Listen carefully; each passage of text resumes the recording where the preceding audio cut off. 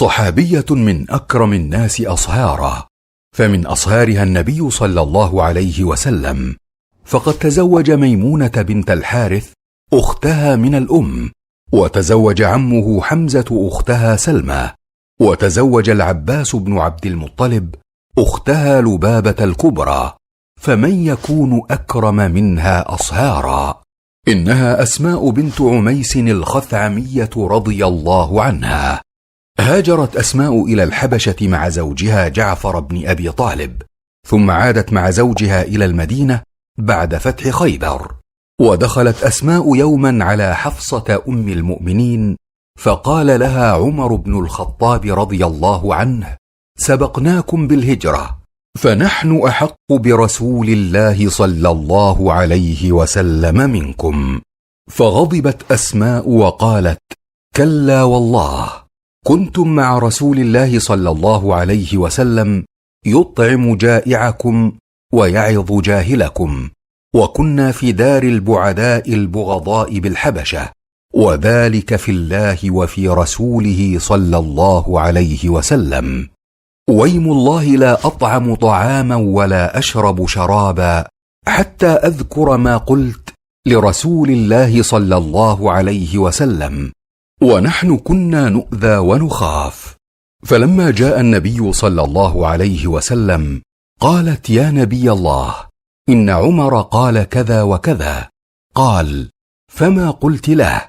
قالت: قلت له كذا وكذا. قال: ليس بأحق بي منكم، وله ولأصحابه هجرة واحدة، ولكم أنتم أهل السفينة هجرتان.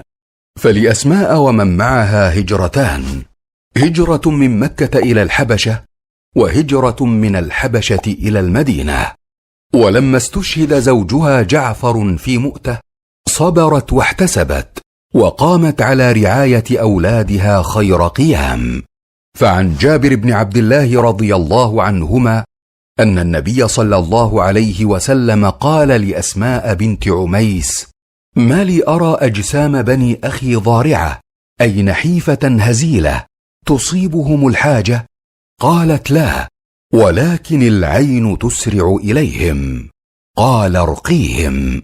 وبعد استشهاد زوجها جعفر تزوجها أبو بكر، ثم بعد وفاة أبي بكر تزوجها علي بن أبي طالب، بعد وفاة فاطمة رضي الله عنهم جميعا، فكانت زوجة صالحة وفية لكل من تزوجها، ولكنها ابتليت بوفاة الأزواج، وكانت من أهل الثبات والصبر على المصائب.